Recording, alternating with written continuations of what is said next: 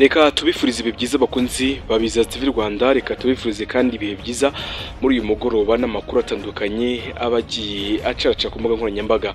Reka nyakugezo kandi nkumenyeshe uko ubuzima bw'isi bwiriwe ndetse no mu Rwanda muri rusange. Turahera hano mu gihugu cy'u Rwanda nuko Byiringiro Rag yereze Ngabo Robin muri RIB.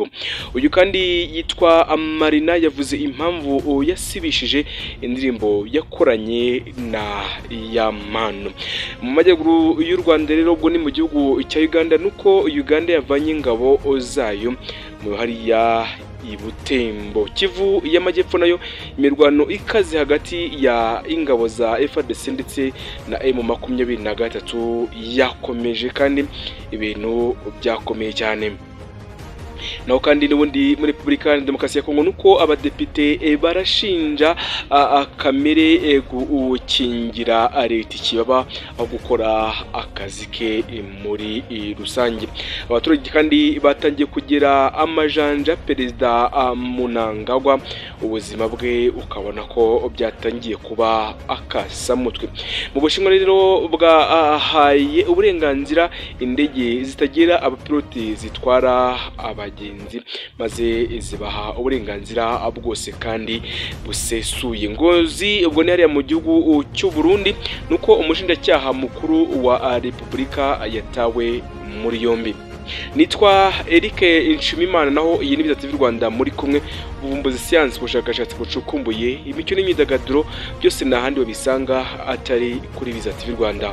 Ukomeze kuri subscribe, ukoresha amazi ibiganiro byacu na documentary bikugiraho umunsi ku munsi. Mu Rwanda, uri mu Burundi, uri Uganda, Tanzania, Repubulika ya Demokarasi ya Kongo, namwe muri Kenya, muri Nairobi, Tanzania, abari kandi za Sudani ndetse no mu ntara ya Gatanu diaspora, mbifuje kazi kandi mbifuje ibihe byiza.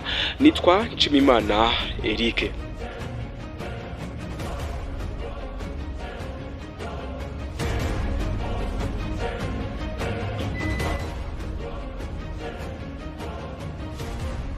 Ni inkuru natangiye nkubwira ko rutahizamu Byiringiro Rag ukinira ikipe ya Police FC yatangaje ko yamaze kureba cyangwa se kurega umunyamakuru witwa Ngabo Robin mu rwego rw'igihugu rw'ubugenzacyaha RIB nyuma yo kumushinja kumuharabika cyane. Mu gitondo cyo kuri uyu wa kabiri tariki ya mbere n'ubundi Mata ubu n'ukwezi kwa kane, ubwo Ngabo Robin ndetse n'abagenzi be bari mu kiganiro cya siporo gitambuka kuri Radio da TV 10. Uyu munyamakuru kandi yatangaje ko hari abakinyi bane uriya mukinyi yambuye ndetse kandi bakaba baramubuze burundu. Mu bure rero mu Ngabo yavuze harimo Hakizimana Muhajiri ngo Rag aberiyemo miliyoni imwe y'amafaranga y'u Rwanda akomoka ku bukode bw'imodoka abungana n'amezi agera kuri 2. Hakaba n'uwo Ngabo Nziza Pacifique aberiyemo miliyoni ibihumbi 300 yamugurije kandi na Ishimwe Christian aberiyemo ibihumbi 200 muri rusange. Usibye kandi bari abakinyi basanzwe bakinana na Byiringiro Rag muri Police FC, uyu munyamakuru kandi yanavuze ko uriya rutahizamu aberimo myugariro Mutsinzi Ange amafaranga ajya kuri miliyoni 1,500,000. Ngabo kandi yanasobanuye ko impamvu Rag usanzwe afite urugo yahindutse kanya cyangwa se karyamyenda, nyamara ikipe yara amuguze ku mafaranga agera kuri miliyoni 45 ndetse kandi akaba inamuha umushahara wa miliyoni zigera kuri 2.5 ku kwezi, ariko amafaranga ahembwa ayajyana mu tubari ndetse kandi akaba anafite abakobwa atunze muri rusange. Ati kandi hari n'abakobwa bagera kuri 2 beza cyane b'inzobe batuye hariya Kagarama babana. Byavuga ko kandi ko we ndetse ubishyurira inzu mu buzima bwabo bwa buri munsi, rero kandi ubakorera ibyibanze byose nkenderwa birabe kandi ibyo abe atari bikorera benshi cyane.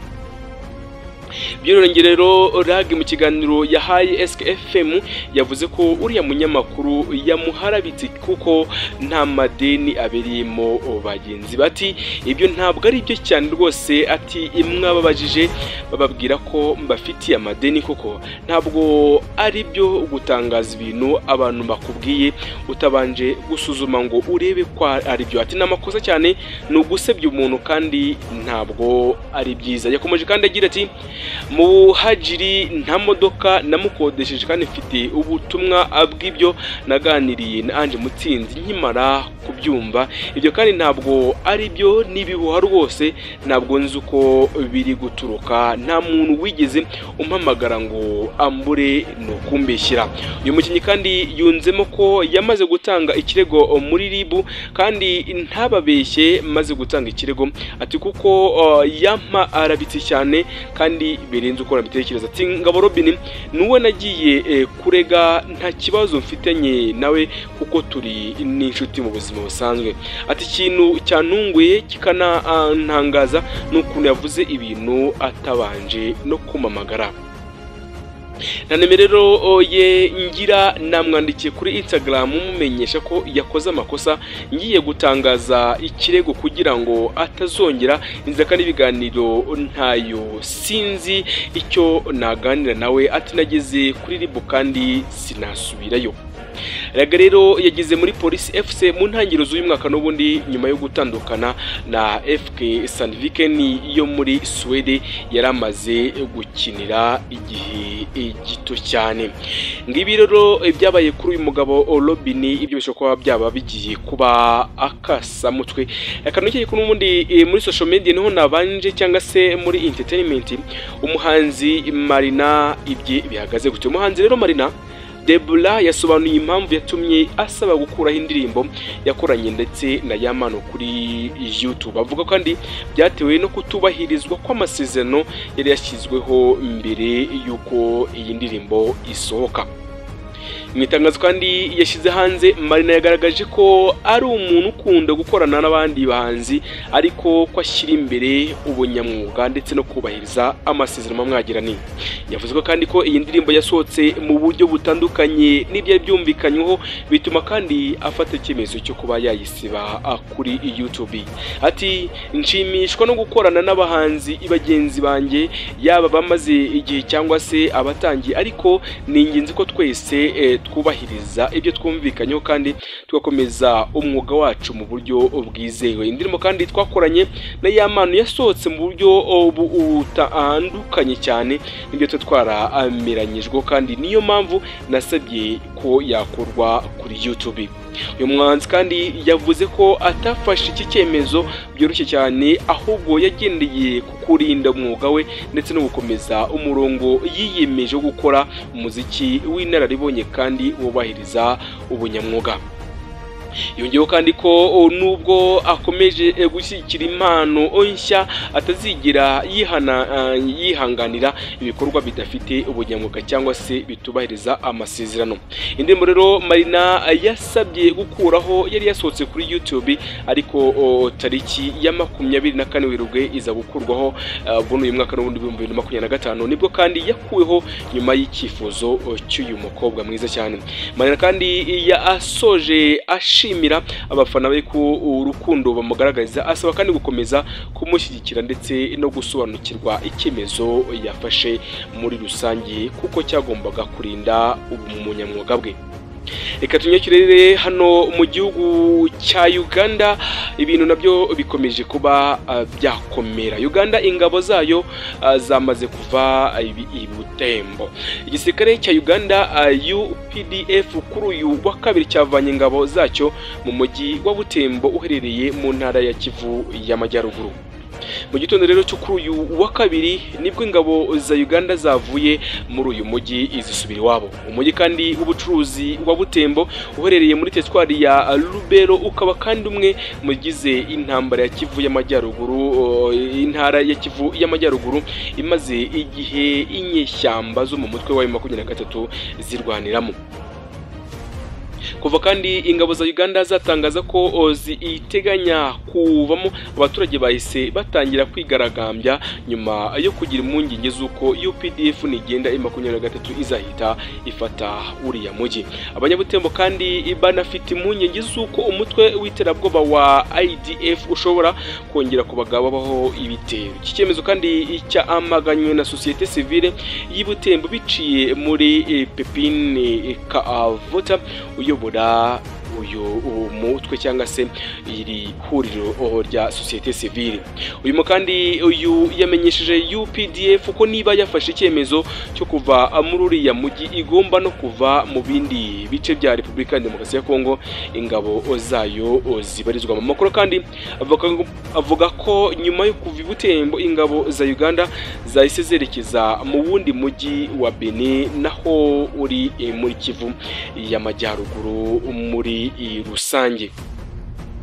Ngaye makuru rero avugwa ku bijyanye n'intambara n'urugamba hariya muri Repubulika Iharanira Demokarasi ya Kongo. Reka tumanyukire no muri Kivu y'Amajyepfo. Kivu y'Amajyepfo bihagaze gute, ese byagenze gute?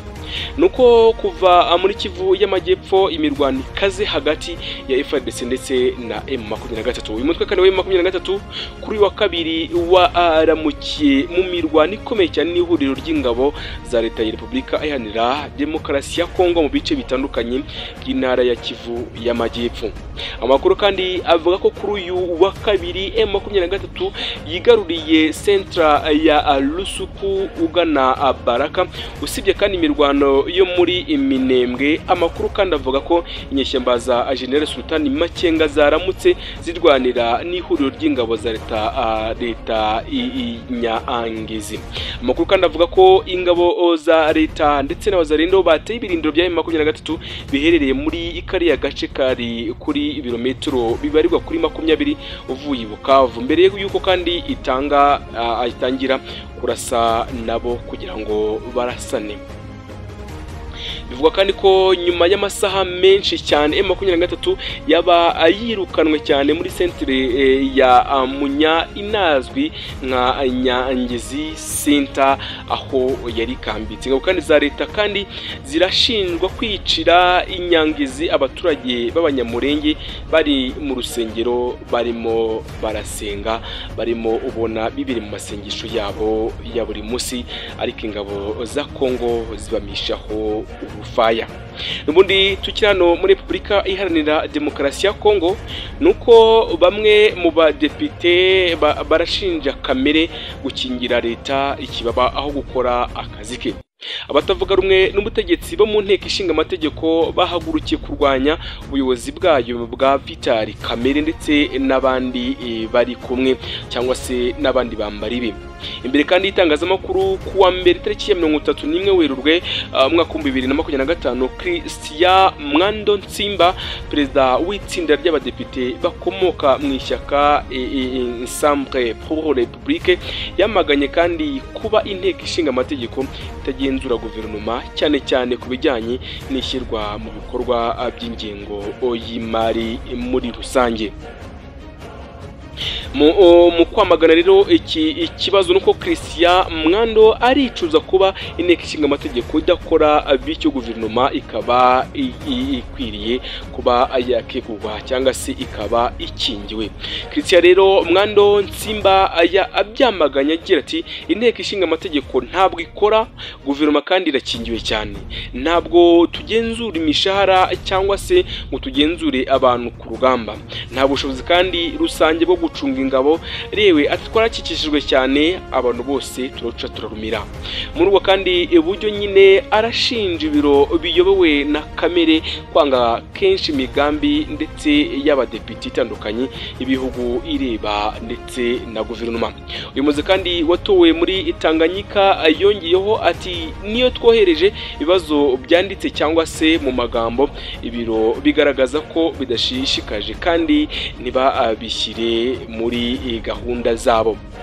ibibazo kandi byinshi cyane bivuga cyane ku bijyanye n'ishyirwa mu bikorwa ry'ingengo y'imari, cyane ku bijyanye n'inkomoko y'amafaranga guverinoma yongeyeho mu kongera umushahara w'abasirikare ndetse n'abapolisi. Ubusanzwe kandi ibyo bigomba gukorwa ku mabwiriza y'inteko ishinga amategeko ari nayo ishinzwe kwemeza ingengo y'imari, kandi byabaye nta matora ateganywa n'itegeko yabanje gukorwa muri rusange. Urumva ko ibintu muri Repubulika ya Demokarasi ya Kongo bishobora kuba byakomeye cyane. Nshuti bakunzi, reka tugana ku musozi tubabwira ko abaturage hariya rwose abaturage batangiye kugira amajanja perezida Mnangagwa. Leta rero ya Zimbabwe yitabaje amagana ya polisi ngo bawuburizwemo imyigaragambyo abaturage bamaze gutegura basaba ko perezida Emmerson Mnangagwa w'iki gihugu yava ku butegetsi. Ni imyigaragambyo kandi yateguwe nyuma y'uko ishyaka ZANU-PF riri ku butegetsi itangaje ko rifite gahunda yo kwemerera Mnangagwa gukomeza kuyobora igihugu kugeza mu mwaka wa 2030. Ni Mnangagwa kandi ugomba kurangiza manda ye mu mwaka wa 2028, ibisobanuye ko ishyaka rye ryifuza kumwongeraho indi myaka 2. Kwa mbere rero imyigaragambyo yo muri Zimbabwe yitabiriwe cyane n'abaturage mbarwa nyuma y'uko abapolisi bo kuyiburizwamo kandi bari bamaze koherezwa iharare mu murwa mukuru bagatangatanga abigaragambya. Ibi kandi nyuma y'ubwitabire bwo hasi cyane bwiriya myigaragambyo, witwa Blessed Jeza ukuriye abigaragambye yanditse ku rubuga rwe rwa X asaba abanyazimbabwe kutaba ibigwari. Jeza kandi wifuza ko Vice Perezida Constantine Chiwenga ariwe kandi usimbura Mnangagwa yaherukaga guhamagarira abanyazimbabwe kuzura imihanda mu rwego gushyira igitutu kuri Perezida Akegura. Mosho kandi yakwirakwiye ku mbuga nkoranyambaga kuwa mbere polisi za Zimbabwe igaragaza ko itera abaturage barimo bigaragambye ibyuka bijyana mu maso, ari nako isenya kandi za bariyeri z'amabuye ndetse n'ibiti bari bashyize mu mihanda. Muri rusange kandi amwe mu mashusho kandi hari umugore ugaragara aterana amagambo n'abapolisi bagerageza kumwirukana. Uyu muturage kandi yumvikana avuga ko ati naho turi ibuye, ati turaguma hano kuko turi kwigaragambya mu mahoro. Undi mukecuru kandi yabwiye ikinyamakuru Citizen Voice Network ati ifite imyaka 33 kandi ubuzima buragoye. Ati ninjye wita ku buzukuru banjye kuko abana banjye bishobora.